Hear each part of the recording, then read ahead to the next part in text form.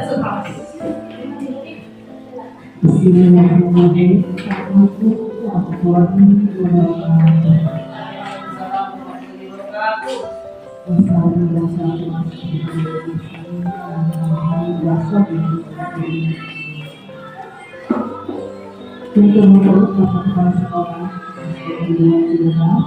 Yang terhormat Ibu Bapak Guru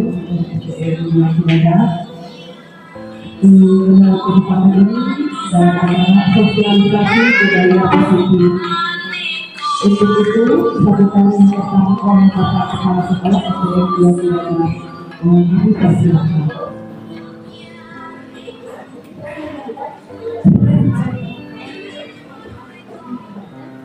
Bismillahirrahmanirrahim. Assalamualaikum warahmatullahi wabarakatuh.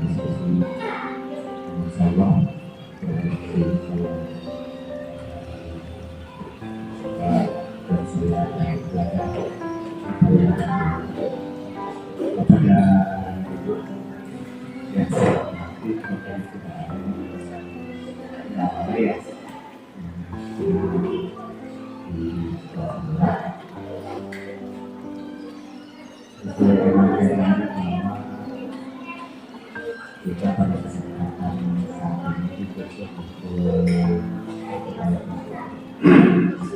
kenapa kita ini ya bahwa kita harus menyampaikan pada kelas kepada diri dari luar biasa bahwa pada masyarakat supaya kita selalu bisa memberikan contoh, menunjukkan arah yang positif untuk dijadikan kita bahwa individu yang ada di kita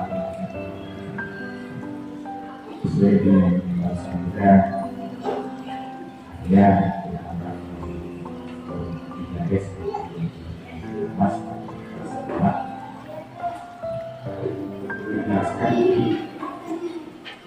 setiap kepala sekolah wajib memberikan bahasa-bahasa yang positif untuk mengenalkan mengingatkan kepada nanti kita sesuai bahwa baik di lembaga pendidikan SDN di Indonesia. Jadi kita itu harus setidaknya sebagai tenaga kerja, sebagai tenaga sebagai tenaga profesional supaya kita memperlihatkan terkait tersebut bisa dijadikan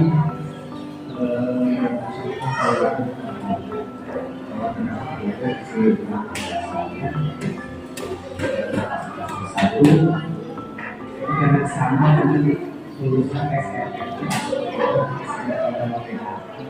kita harus di orang tua kenapa begitu kalau menjadi nilai tadi terutama SMA Ustaz Muhammad sudah mengatakan akan menjadikan kebutuhan di wilayah Kecamatan Sidakan. Nah, dengan adanya ini saya sangat berterima kasih kepada dosen dari PGP Calon Guru Penggerak yang pada 9 ini mudah-mudahan sukses dan berhasil. Kenapa teman? Karena insya Allah mulai bulan depan bulan depan KKG tingkat kecamatan, tingkat khusus yang akan dikembangkan adalah masalah ini. Apalagi kita walaupun dulu itu awalnya tidak perlu masuk sekolah penggerak, kebetulan pada waktu itu saya lagi sakit, kondisinya juga seadanya dia tidak lulus. Alhamdulillah tidak ada satu sekolah yaitu tidak satu. Dan alhamdulillah kita selaku SD 2 bagian imbas untuk IKM itu kelas 1 dan kelas 4. Alhamdulillah di kita 2 kompel, jadi ada 4 guru yang duduk di posisi kelas 1 dan kelas 4. Jadi selain guru kelas 1 dan kelas 4 juga, saya harus mengakui ibu-ibu itu bahwa saya juga sama IKM gitu. Kedisiplinannya untuk mohon maaf, di IKM itu benar-benar menciptakan suasana yang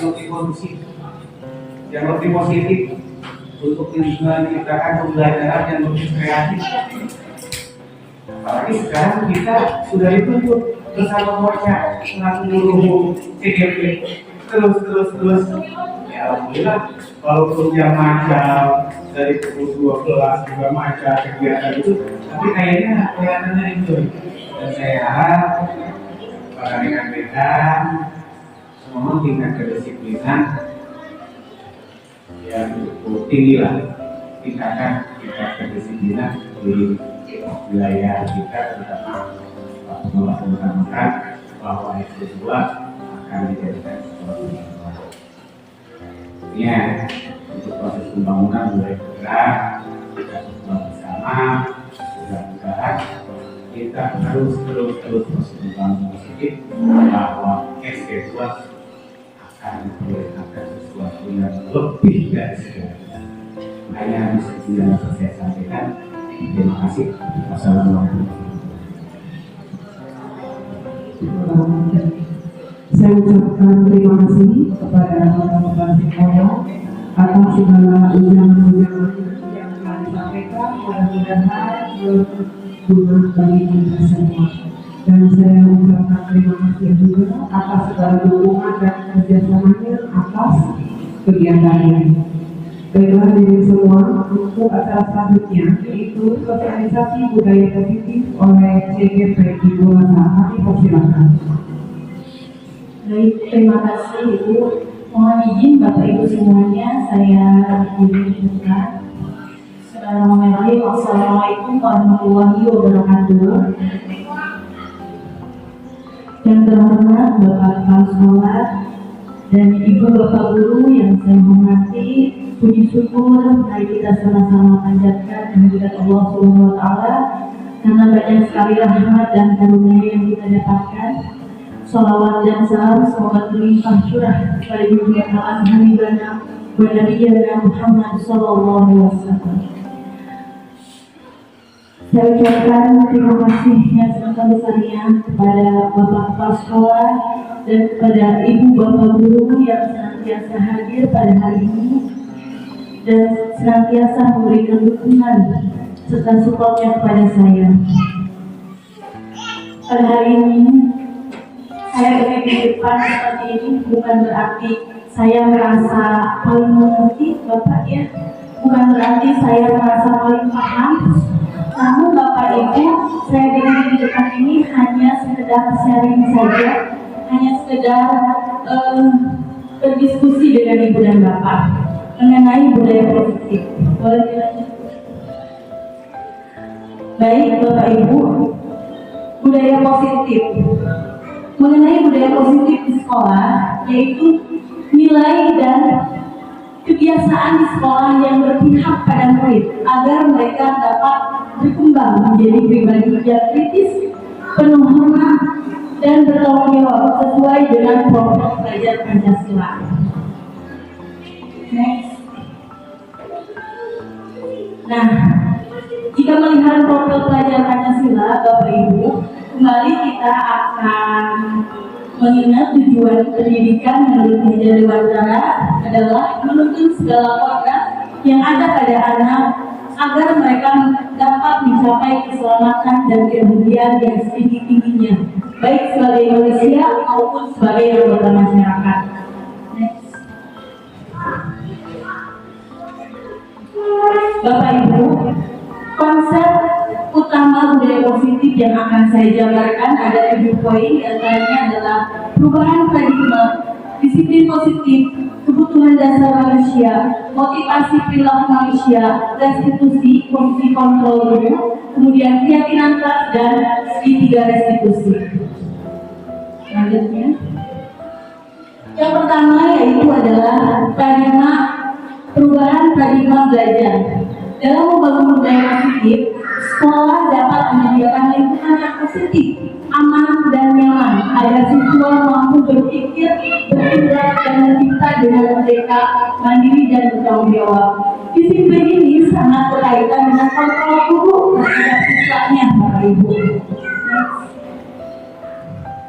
Baik Bapak Ibu, saya meminta partisipasinya dari Bapak Ibu untuk memperagakan kegiatan coba buka. Di sini ada yang berperan sebagai A, tugasnya adalah mengepalkan satu tangan, kemudian membayangkan bahwa dalam kepalan tangan tersebut ada benda yang benar-benar sangat penting untuk Bapak dan Ibu, yang benar-benar harus dilindungi dan dijaga. Kemudian satu orang lagi berperan sebagai B, bertugas untuk membuka kepalan tangan terhadap tangan si A. Bagaimana caranya? Dengan cara Bapak dan Ibu boleh dengan cara mengintimidasi, memarahi, menggoda, kemudian menggelitik, bahkan menawari dengan berbagai hal agar si A bisa membuka kepalan tangannya. Baik Bapak Ibu, boleh Bapak Ibu yang bersedia menjadi relawan untuk memperagakan kegiatan coba buka, atau yang ada di depan saja yang Bapak Kepala Sekolah bersedia ada dengan Ibu memperagakan kegiatan coba buka. Mungkin Bapak mau jadi A atau jadi B, atau Ibu yang menjadi A. Yang menjadi A tugasnya tadi menghafalkan satu tangan, menjaga. Nah, Pak Haji boleh Pak? Boleh. Pak Haji menghafalkan satu tangan, kemudian Ibu coba Bapak gimana caranya supaya Bapak bisa membuka kepalan tangannya. Boleh dengan cara dirayu, boleh dengan cara dimarahi, boleh dengan cara digelitik, atau seperti apa saja Bu, silakan. Misalnya yang dimana-mana merayu laki-laki, saya lupa karena Boleh, seperti itu. Tantangan untuk Pak Haji, silakan bagaimana bisa membuka kepalan tangan Ibu.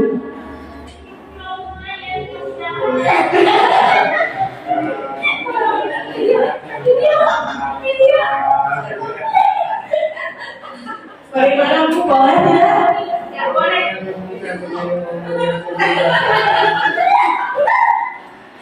Boleh tidak Bu?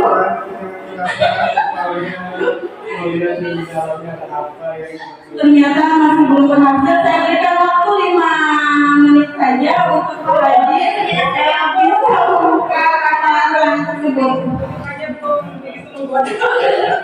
Menunjukkannya belum menggoda katanya. Boleh dengan cara dimarahi atau misalkan disodorkan dengan uang atau sesuatu yang berharga lainnya supaya itu bisa membuka kepalan tangannya.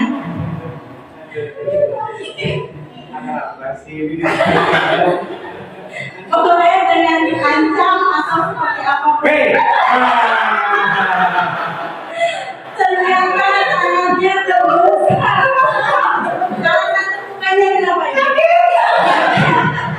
Tapi setelah terbuka pakai menerima kalau tangan itu terbuka. Menerima karena harus kaget dan coba jadi semua. Ternyata alhamdulillah berarti itu tidak merasa keberatan. Boleh dilanjutkan Bu.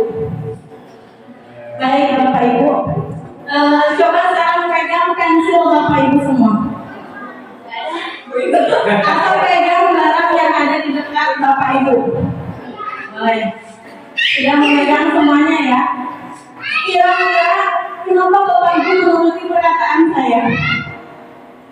Instruksi. Instruksi. Kenapa mengikuti instruksi saya? Sugesti. Kenapa merasa tersugesti? Dari ucapan. Berarti menerima kalau saya mengontrol bapak dan ibu. Menerima. Yakin menerima, Bu. Tadi ibu ketika dipaksa sama bapak itu sulit sekali ya untuk membukanya, butuh dengan rayuan-rayuan. Karena ibu merasa, aduh bapak ini mau mengontrol saya, jadi saya merasa waspada seperti itu ya. Tapi ketika ibu bapak disuruh sama saya memegang barang langsung, kenapa kira-kira? Karena bapak dan ibu menyerahkan kontrol itu kepada saya mungkin ya, seperti itu. Nah, begitu juga terhadap siswa, terhadap murid bapak ibu. Ketika kita memberikan kontrol yang keras, yang sangat menonjol, mungkin siswa itu akan merasa saya tidak mau diatur, saya tidak mau dikontrol gitu. Mungkin seperti itu. Tapi ketika kita memberikan ilusi mengontrol, seolah-olah tidak mengontrol, tapi sebetulnya itu mengontrol. Untuk apa? Untuk kedisiplinan. Kita ilusi guru mengontrol murid, kemudian ilusi bahwa semua penguatan positif itu efektif dan bermanfaat. Kemudian juga ilusi bahwa kritik dan membuat orang merasa bersalah. Kemudian dapat membuatkan karakter. Selanjutnya ilusi bahwa orang dewasa memiliki hak untuk mengontrol. Selanjutnya, baik Bapak Ibu, kita lanjutkan dengan disiplin positif. Apa makna disiplin? Mungkin Bapak dan Ibu bisa menyebutkan apa makna dari kata disiplin menurut pandangan Bapak dan Ibu. Mematuhi peraturan. Oke, yang lainnya boleh Bapak kata makna kata disiplin. Tadi ketika kita berbicara dengan disiplin, mematuhi aturan. Selanjutnya apa lagi coba Bapak Ibu? Tegas. Oke, baik, selanjutnya Bu. Disiplin berasal dari bahasa Latin disiplina yang artinya belajar. Makna asal dari kata ini berkonotasi dengan disiplin diri dari murid-murid Skiotis dan Plato. Kemudian disiplin di sini membuat orang menggali potensinya menuju sebuah tujuan apa yang dihargai. Kemudian dalam budaya kita, makna kata disiplin telah berubah menjadi sesuatu yang dilakukan seseorang pada orang lain untuk mendapatkan kepatuhan. Cenderung umum menghubungkan kata disiplin dengan ketidaknyamanan, bukan dengan apa yang kita hargai atau pencapaian sesuatu. Next. Disiplin adalah kemampuan memerintah diri sendiri dalam mengontrol dan menguasai diri untuk memilih tindakan yang mengacu pada nilai-nilai yang kita hargai dengan penuh tanggung jawab. Tanpa perintah orang lain, nilai-nilai yang kita hargai adalah nilai-nilai kebajikan yang bersifat positif, manusia yang merupakan tujuan mulia yang ingin dicapai sebuah individu, yaitu nilai-nilai dalam program belajar Pancasila. Next. Baik, Bapak Ibu, ketika kita mendengar kata disiplin tadi ya, kita selalu teringat dengan peraturan. Dan ketika kita mengingat tentang peraturan, pasti kita teringat dengan adanya hukuman. Kira-kira bagaimana Bapak Ibu ketika kita mendengar aturan dan hukuman? Kira-kira seram tidak? Pasti seram ya. Baik. Nah, seperti yang kemarin saya jelaskan, setiap tindakan itu yang dilakukan oleh murid atau juga orang dewasa itu berdasar pada kebutuhan dasar manusia. Di sini sudah ada 5 kebutuhan dasar. Yang pertama adalah realitas kebutuhan setiap orang untuk setiap orang berbeda, kita harus berusaha memenuhi. Yang pertama adalah survival, kebutuhan untuk bertahan hidup. Ini berarti memerlukan makanan, minuman, ya. Kemudian juga ada cinta dan kasih sayang. Kita memerlukan perhatian, cinta dan kasih sayang dari orang lain. Kemudian juga ada kebutuhan kesenangan kebebasan. Kita berhak bebas menentukan apa yang akan kita kembangkan atau potensi apa yang kita miliki sehingga bisa dikembangkan dengan rasa bahagia. Kemudian selanjutnya ada kekuasaan. Kadang kita butuh rasa kekuasaan. Next. Baik, Bapak Ibu, di sini sudah ada kasus. Kasusnya yaitu adalah Ibu Ria. Ibu Ria ini adalah guru kelas 6 di SD Permai. Sedang bingung menghadapi ulah salah satu murid di kelasnya bernama Agus. Beberapa anak telah datang dan mengeluhkan Agus yang sering meminta bekal makan siang mereka dengan paksa. Jika Anda menghadapi situasi seperti dia, apa yang akan Anda lakukan? Menurut Anda, kira-kira apa alasan Agus melakukan hal itu? Coba, kira-kira bagaimana Bapak Ibu? Jika itu terjadi pada kita, ketika kita memiliki kasus bahwa kita mendapatkan laporan dari siswa kita yang mengeluhkan salah satu siswanya karena meminta makan siangnya. Kira-kira apa yang akan kita lakukan? Dan kira-kira kebutuhan apa yang alasan apa yang menjadi Agus itu meminta makan kepada temannya? Jadi boleh? Slide selanjutnya.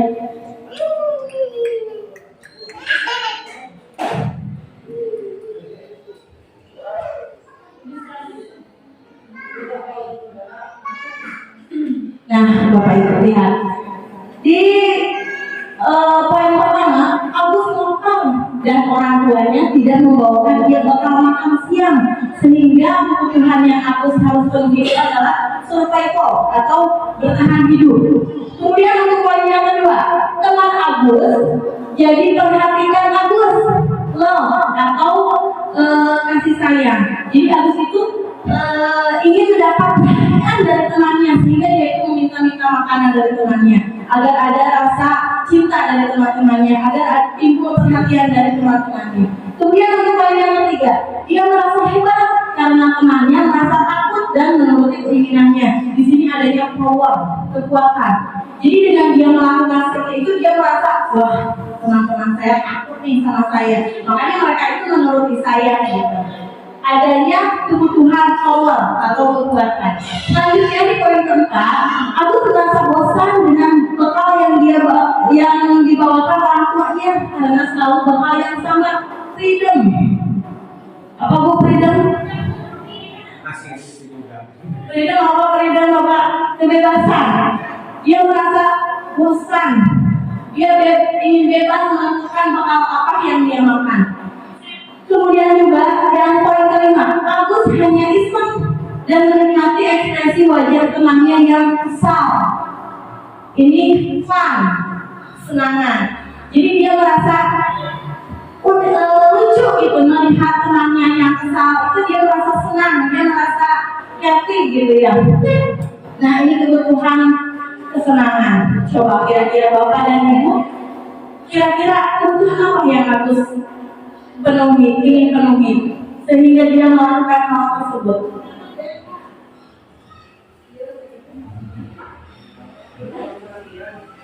Kurang perhatian bisa karena ingin mendapat perhatian. Kemudian juga apa? Banyak alasannya.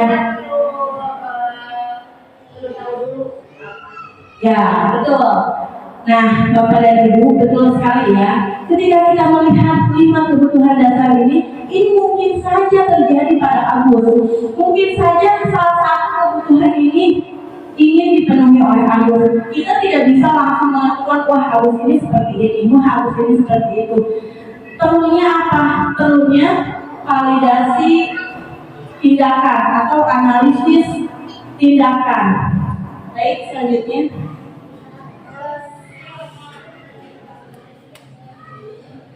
Nah, Bapak Ibu, di sini sudah ada teori motivasi perilaku manusia. Sejatinya, motivasi perilaku manusia itu terdiri dari 2 unsur. Yang pertama ada motivasi intrinsik, yang kedua ada motivasi eksternal, betul. intrinsik yaitu yang timbul dari diri sendiri atas kesadaran diri sendiri tanpa paksaan orang lain. Kemudian selanjutnya motivasi eksternal. Nah, eksternal ini datangnya dari luar Bapak dan Ibu. Otomatis ini adanya dorongan dari luar sehingga tumbuh motivasi tersebut. Next.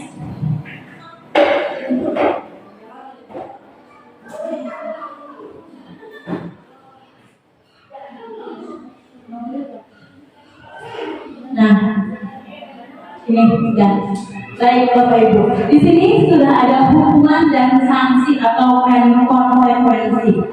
Ketika kita mendengarkan hukuman, tadi ya seram sekali. Karena hukuman itu sifatnya kadang bisa verbal ya, atau juga yang non verbal bisa sangat menyakitkan ya. Nah, ada hukuman dan sanksi atau konsekuensi. Di sini ada sebuah kasus lagi. Kenapa saya menghadapkan dengan kasus-kasus seperti ini, Bapak dan Ibu? Karena sejatinya setiap hari kita berhadapan dengan siswa, itu kita selalu menghadapi kasus-kasus tertentu ya, dengan berbagai karakter siswa. Nah, seperti kasus yang ada di depan ini, IPA kurang menguasai pelajaran matematika, sehingga pada saat pelajaran tersebut berlangsung, dia lebih banyak berdiam diri atau menggambar di buku pelajarannya. Pada saat guru matematikanya Pak Seno menanyakan pertanyaan IPA menjadi buku dan tak sengaja menjatuhkan tasnya dan kursi. Tiba-tiba menjadi buku pada saat berupaya menjawab, seluruh kelas pun tertawa melihat perilaku IPA yang tergagap-gagap dan terkejut tersebut. Pak Seno pada saat itu membiarkan teman-teman IPA menertawakan IPA yang tergagap dan lalu luar biasa. Malahan minta IPA maju ke depan dan berdiri sambil menunjuk hidungnya karena tidak bisa menjawab pertanyaan Pak Seno. Kelas semakin gaduh dan anak-anak pun tertawa melihat IPA di depan kelas memegang hidungnya. Yang pertama, apakah Anda setuju dengan tindakan Pak Seno terhadap IPA? Kira-kira Bapak dan Ibu setuju tidak dengan tindakan Pak Seno yang membiarkan teman-temannya menertawakan IPA? Malahan Pak Seno mengajak IPA ke depan dan memberikan hukuman menunjuk dengan tangannya. Kira-kira Bapak Ibu setuju tidak? Tidak. Alasannya kenapa? Karena bisa mencemoohkan. Karena apa lagi Bapak dan Ibu? Bisa membuat anak menjadi lebih Betul, bisa membuat trauma pada IPA yang menjadi malu. Kemudian yang kedua, menurut Anda tindakan Pak Seno terhadap IPA adalah sebuah hukuman atau konsekuensi? Kira-kira itu hukuman atau konsekuensi Bapak dan Ibu? Hukuman. Lanjut. Nah, tidak terlalu jelas ya Bapak Ibu. Apalagi saya yang minus. Sebetulnya ini adalah perbedaan antara hukuman dengan konsekuensi. Hukuman itu Bapak dan Ibu dibuat sebelah pihak. Kemudian sementara konsekuensi, iya, tidak bisa ya. Ada apa?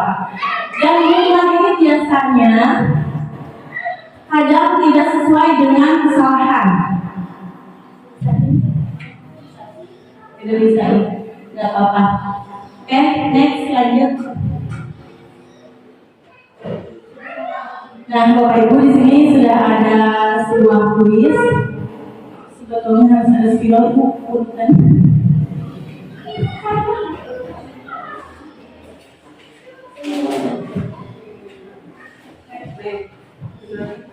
Nah, di sini mari kita berlatih Bapak dan Ibu. Yang pertama adalah lari mengelilingi lapang basket 2 kali karena terlambat hadir di sekolah. Kira-kira itu hukuman atau konsekuensi? Saya ulangi Bapak dan Ibu. Lari mengelilingi lapang basket 2 kali karena terlambat hadir di sekolah. Hukuman, baik. Kita puji jawaban yang pertama hukuman. Setuju Bapak Ibu? Setuju hukuman? Setuju tidak? Bagaimana? Kadang ada yang membuat konsekuensi karena mungkin yang pelatih juga kan itu ya. Baik, berarti jawaban Ibu adalah konsekuensi. Jawaban yang lain? Ya, coba siapa yang mau maju ke depan sejauh ini? Boleh? Ibu boleh sekalian mengisi untuk yang pertama. Hukuman atau konsekuensi? Bagaimana pandangan Ibu sendiri? Hukuman. Baik, yang kedua membersihkan coretan yang dibuatnya di meja tulis.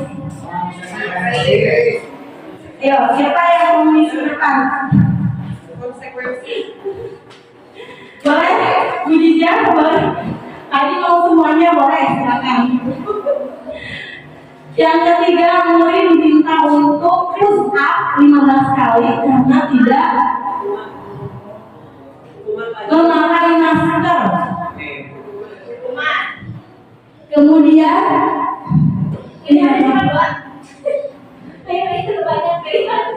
kan cara belajarnya hukuman dan konsekuensi. Baik, yang ketiga menggantikan kertas tugas teman yang telah dicoret-coretnya.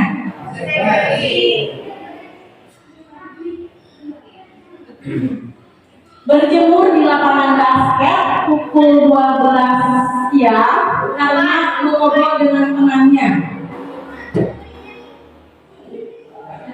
Murid diminta bertelanjang kaki sepanjang hari karena tidak menggunakan sepatu warna hitam sesuai peraturan sekolah.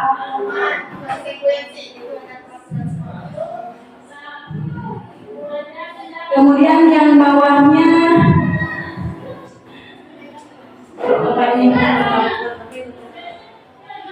berdiri di depan kelas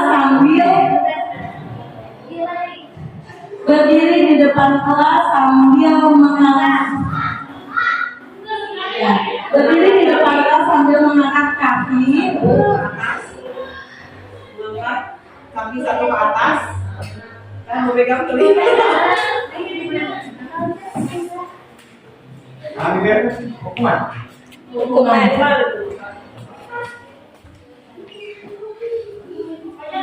Baik, terima kasih. Boleh.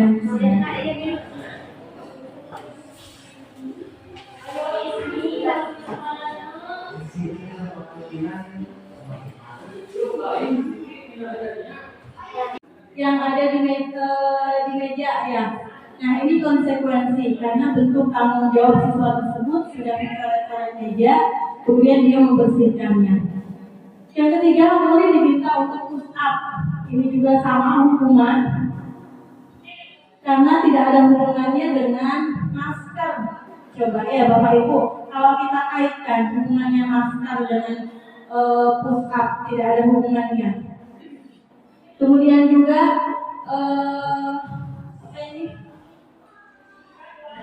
menggantikan kertas tugas temannya, ini konsekuensi juga karena ini juga sama dalam bentuk tanggung jawab.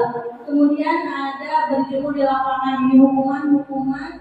Nah, yang ini murid diminta bertelanjang kaki sepanjang hari karena tidak menggunakan sepatu warna hitam sesuai dengan peraturan sekolah. Di sini sudah ada peraturan sekolah Bapak Ibu. Nah, biasanya peraturan sekolah ini dibuat oleh siapa Bapak Ibu? Oleh sekolah. Siswa menyetujuinya tidak? Berarti dibuat oleh satu pihak ya. Kemudian juga sesuai tidak? Kesalahannya itu tidak menggunakan warna sepatu hitam. Sementara bertelanjang kaki sepanjang hari, akibatnya seperti apa Bapak Ibu? Sangat berat ya, sesuai tidak dengan kesalahannya? Tidak sesuai, maka ini hukuman. Setuju tidak Bapak Ibu? Setuju. Selanjutnya, ini juga sama hukuman. Next. Nah, Bapak Ibu, dalam disiplin ini kita perlu posisi kontrol. Kita sebagai guru perlu posisi kontrol. Bagaimana kita bisa mengontrol murid untuk disiplin. Di sini sudah ada 5 posisi kontrol guru. Yang pertama adalah penghukum. Yang kedua, pembuat merasa bersalah. Kemudian ada sebagai teman, ada sebagai pemantau dan manajer. Baik Bapak Ibu, saya akan contohkan satu buah kasus. Misalnya satu orang siswa terlambat datang ke sekolah. Untuk posisi kontrol penghukum, mungkin guru langsung saja, kamu datang terlambat, sekarang ayo kamu lari ke lapangan, jangan masuk ke kelas. Nah, itu biasanya adalah posisi kontrol penghukum, dan biasanya dikatakan dengan nada yang marah, yang kadang bisa keluar dengan kata-kata kasar, bisa jadi ya. Ketika kita menjadi posisi kontrol penghukum, kamu mah datang ke kantor, lah kamu lari di lapang, jangan masuk ke kelas misalnya. Nah, itu posisi kontrol penghukum. Sekarang posisi kontrol pembuat merasa bersalah. Kasusnya masih sama Bapak Ibu. Ketika menjadi posisi kontrol pembuat merasa bersalah, mungkin kita mengatakannya apa dengan nada yang lembut. Kamu kenapa terlambat? Kenapa terlambat wae? Kalau bahasa kita seperti itu ya. Kenapa kamu tuh kerja ibu bilangnya? Ibu lagi cari kamu kepala sekolah, kamu satu murid ibu terlambat wae teh. Sehingga kamu kesimpulannya ibu deh. Gitu ya. Kalau kita pakai bahasa Sunda seperti itu mungkin. Sehingga ada perasaan merasa bersalah. Kurang baiknya apa di posisi kontrol ini? Mungkin anak akan merasa down, merasa gagal. Gagal, hidupnya gagal seperti ini. Dia merasa bersalah sekali. Bisa jadi down ya. Kemudian posisi teman, kasusnya sama juga. Kamu kenapa datang terlambat? Ya kamu tuh, ya udah nggak apa-apa. Biasanya kita dengan teman seperti apa? Saling tolong ya. Jadi dengan mau ditolongan ibu terlambatnya. Nah, efeknya apa? Mungkin di sini siswa akan lebih terbuka karena merasa teman dengan kita. Tapi efeknya apa? Siswa akan merasa ketergantungan. Sehingga yang muncul itu bukan motivasi intrinsik, melainkan eksternal, dorongan dari luar. Anak tidak akan memiliki motivasi intrinsik dalam dirinya karena merasa nanti juga ditolongin sama ibu, gak apa-apa kalau kata pikir. Nah, itu posisi kontrol teman. Selanjutnya ada posisi kontrol pemantau. Kasusnya masih sama. Ketika kita menjadi posisi pemantau, yang pertama mungkin kita akan ini kenapa terlambat? Tadi itu terlambatnya karena bangunnya kesiangan. Gitu ya kata anaknya. Coba aku kenapa datangnya terlambat, jadi aku kesiangan katanya ya. Oh ya udah kalau kesiangan nanti jangan gitu lagi ya. Udah gitu sampai di situ. Hanya sebagai pemantau. Nah, yang terakhir adalah posisi manajer. Nah, di sini Bapak Ibu, harapan kita bisa menjadi kontrol guru yang manajer. Kenapa manajer? Karena posisi manajer ini, guru yang pertama akan menanyakan alasan. Kenapa nak kamu terlambat datang ke sekolah? Bu, tadi saya bangunnya kesiangan. Oh, kamu bangunnya kesiangan ya nak? Kamu tinggalnya sama siapa? Saya tinggalnya sama ibu sama kakak gitu ya. Kemudian ditanyakan, kira-kira kalau kamu kesiangan, kamu sudah melanggar peraturan tidak nak? Nah, ya bu, sudah melanggar peraturan atau melanggar keyakinan kelas kita. Ditanya apa yang sudah dilanggar? Mungkin kita tidak bisa saling menghormati dengan orang lain, dengan datang terlambat, pelajarannya jadi terlambat ya seperti itu. Kemudian setelah itu apa?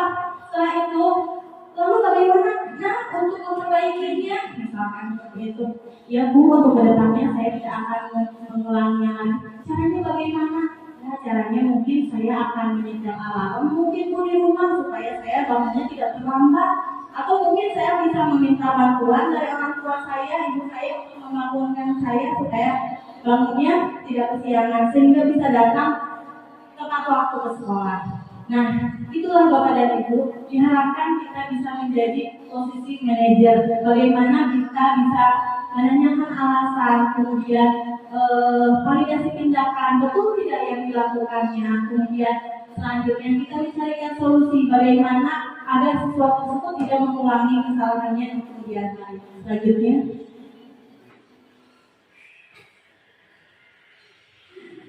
nah, baik Bapak Ibu, ini adalah posisi kontrol yang baru saja saya jelaskan. Boleh di next. Nah, selanjutnya keyakinan kelas. Keyakinan kelas adalah nilai-nilai kebajikan atau prinsip-prinsip universal yang disepakati bersama secara universal, lepas dari perbedaan agama, suku, negara, dan bahasa.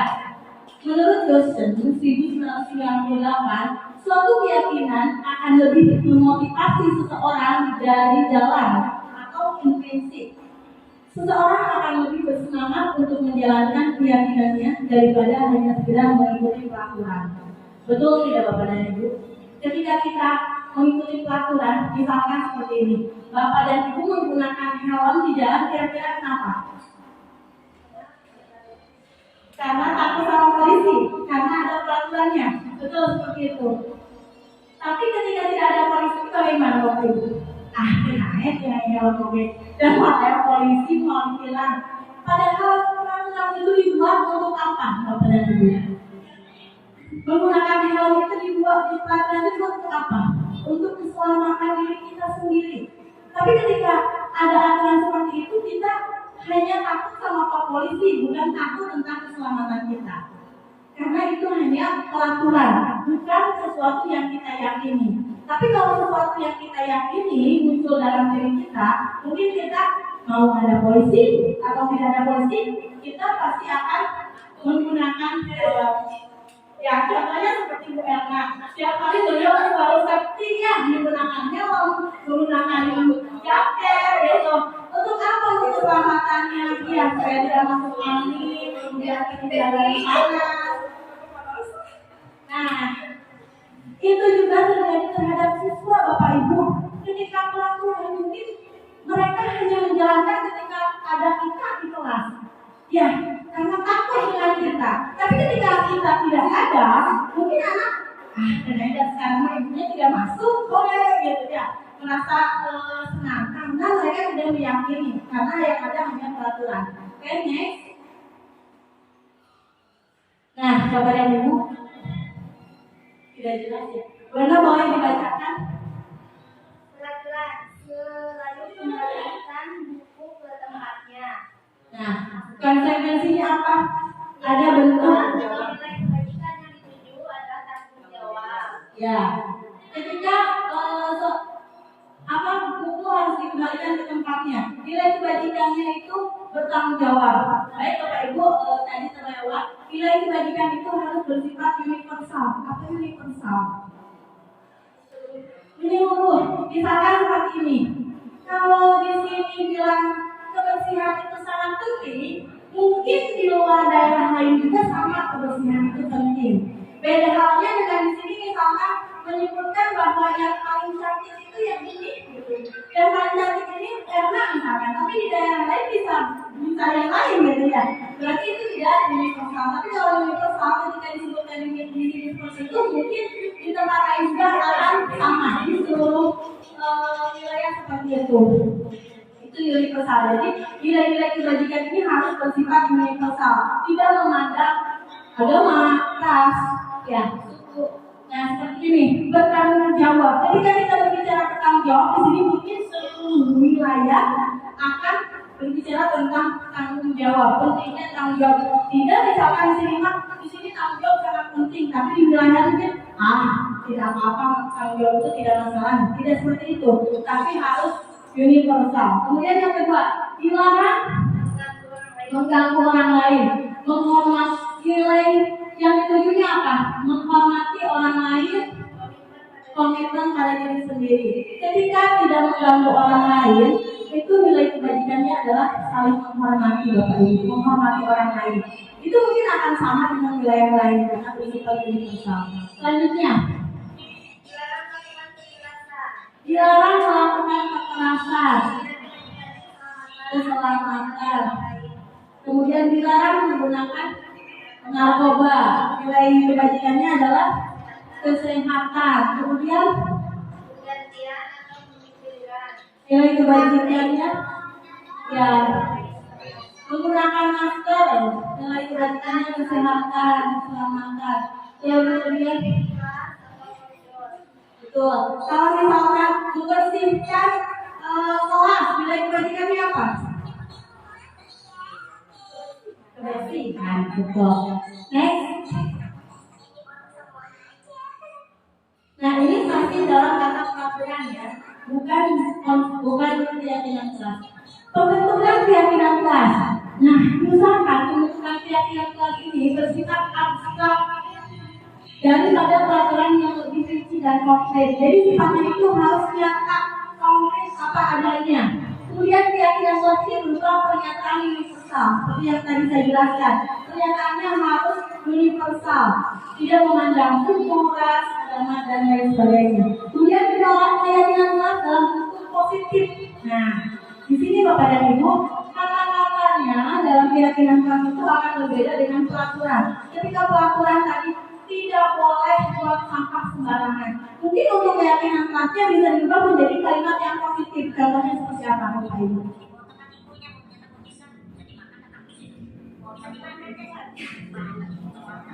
Masih kalimat perintah. Ya. Contohnya. Ya.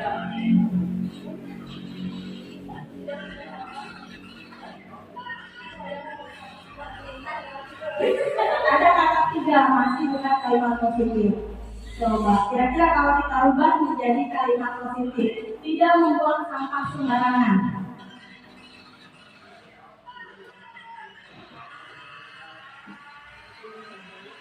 Nah, itu buang sampah. Ada sampah. Ya, coba. Sudah dengar tidak? Dari mati. Mari, boleh. Coba apa lagi selain mari?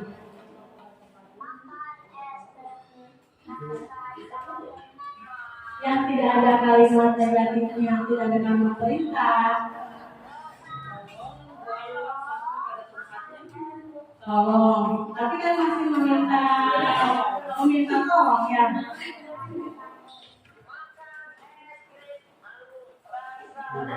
Ayo coba.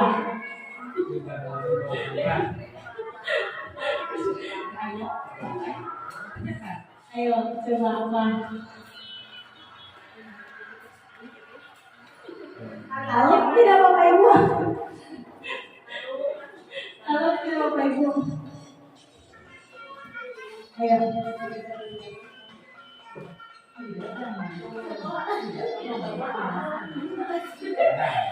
Coba yang menggambarkan di kelas itu supaya bersih itu supaya apa Bapak Ibu? Untuk apa? Supaya rapi, supaya indah. Coba kalau kita buat dengan kalimat positif. Kelas yang bersih dan indah apa coba? Kita buat kalimat positif. Jadikan kelas supaya rapi dan indah. Ya, Jangan kelas yang rapi dan indah membuat belajar lebih nyaman.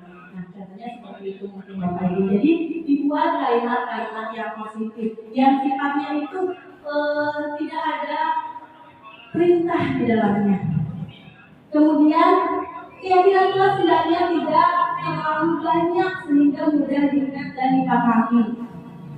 Nah, supaya tidak banyak, bagaimana Bapak Ibu? Kita bisa mengaitkan dengan nilai-nilai kebajikan yang tadi sudah kita jabarkan, seperti kebersihan, keselamatan, tanggung jawab, kemudian kesehatan.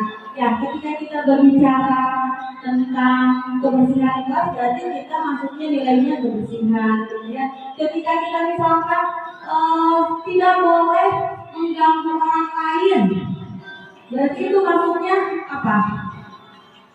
Saling menghargai atau menghormati antar teman. Nah, salah satunya diantaranya apa? Tidak boleh membuli, tidak boleh berisik, tidak boleh apalagi kalau dalam peraturan biasanya apa lagi? Yang di kelas itu tidak boleh berisik, tidak boleh saling membuli, tidak boleh saling mengejek, apalagi. Nah, itu maksudnya adalah saling menghargai antar teman. Jadi dibuat keyakinan yang sedikit ya. Jadi peraturan-peraturan tersebut bisa dimasukkan ke dalam keyakinan yang kita buat. Selanjutnya, keyakinan kelas sebaiknya sesuai dengan yang diterapkan di lingkungan tersebut. Ya, jadi diupayakan bahwa keyakinan itu sesuai dengan lingkungan kita. Apa yang kita butuhkan di kelas misalkan. Semua warga kelas itu berkontribusi dalam pembuatan keyakinan kelas lewat kegiatan surat pendapat.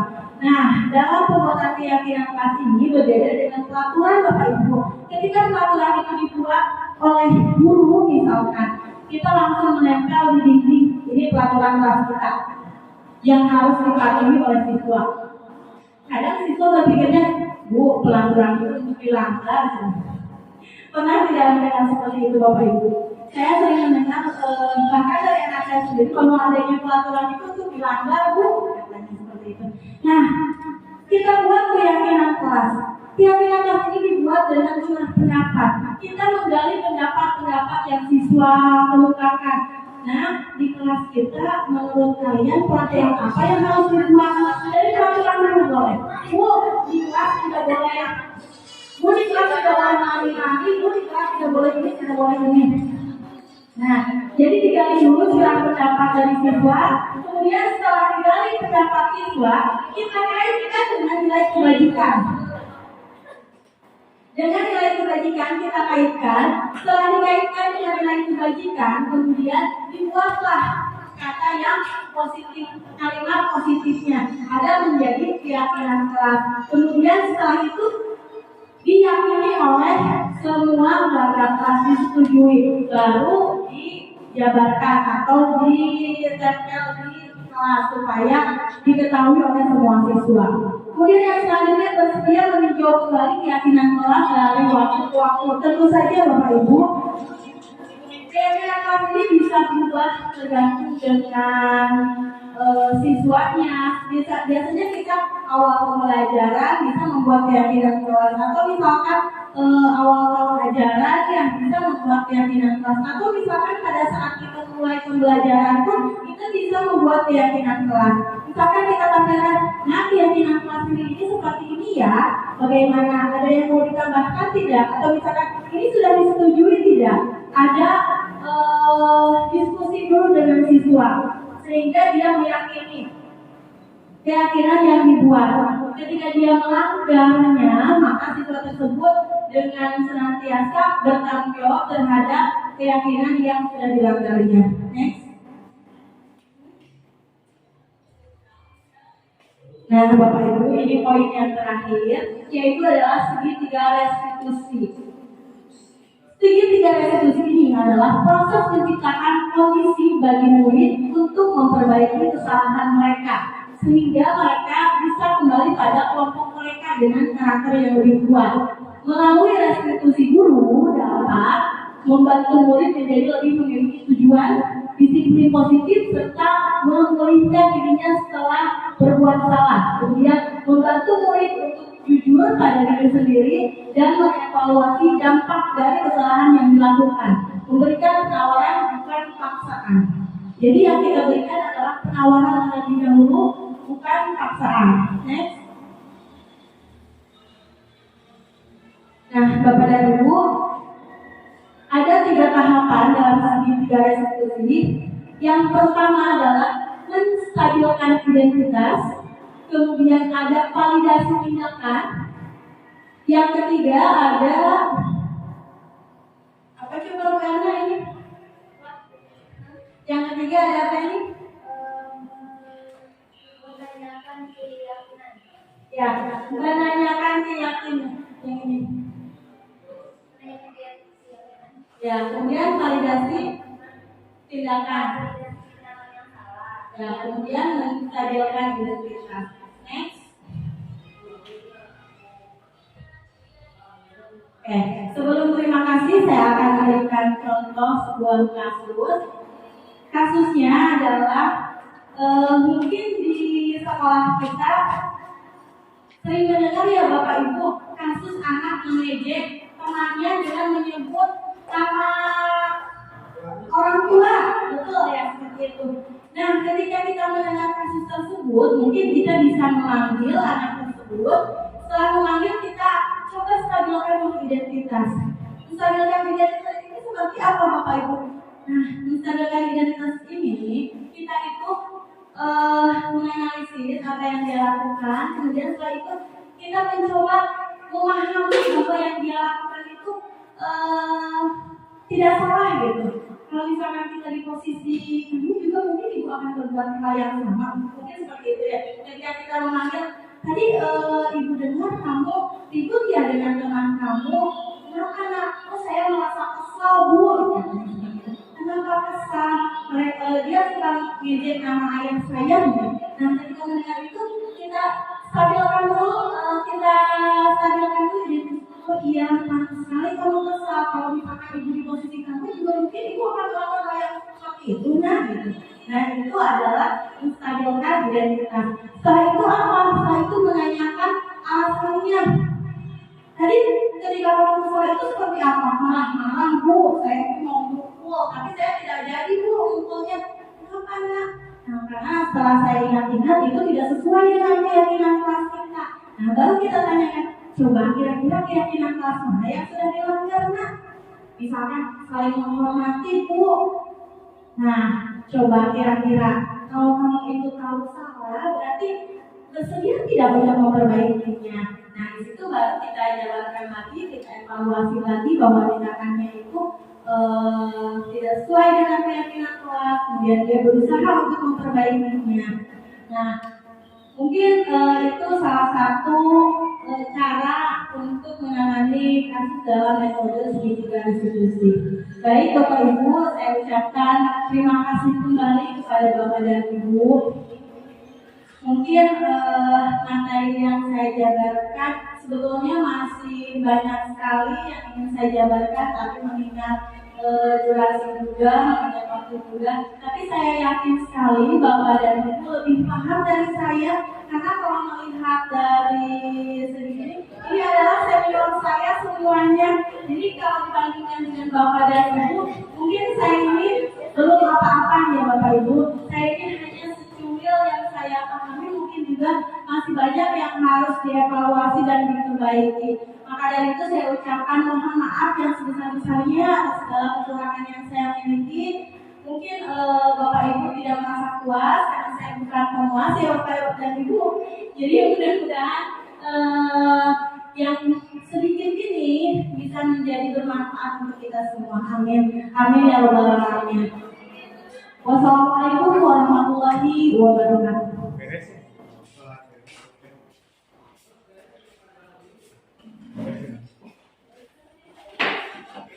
Baiklah, hadirin ibu bapak sekalian, acara sosialisasi budaya positif yang disampaikan oleh PCDP Ibu Rosa. Mudah-mudahan sosialisasi ini bermanfaat untuk kita semua, tentunya berguna untuk kita semua sebagai pendidik. Mudah-mudahan bermanfaat untuk kita sebagai pendidik untuk diterapkan kepada anak didik kita. Dan mungkin saya dan kita semua kita doakan bersama ya. Mudah-mudahan dalam melaksanakan guru penggerak angkatan ke-9 ini mudah-mudahan diberikan kelancaran dan mendapatkan predikat yang baik. Amin. umpan balik dari ibu-ibu dan bapak-bapak sekalian untuk ibu Santi. Perwakilan saja dari bapak atau ibu dulu, silakan. Untuk Pak Jadi, silakan. Assalamualaikum warahmatullahi wabarakatuh. Kami selama hari bekerja yang baru dihasilkan dengan adanya jurusan PWPA 9 bisa memaparkan tentang aturan disiplin kita lebih jauh lagi tentang apa itu kebutuhan, apa itu konsentrasi, dan bagaimana menerapkan aturan tersebut di kelas kita untuk melakukan kita. Mungkin sangat berbeda sekali juga ada wawasan bahwa bagi yang semua mungkin bisa. Wassalamualaikum warahmatullahi wabarakatuh.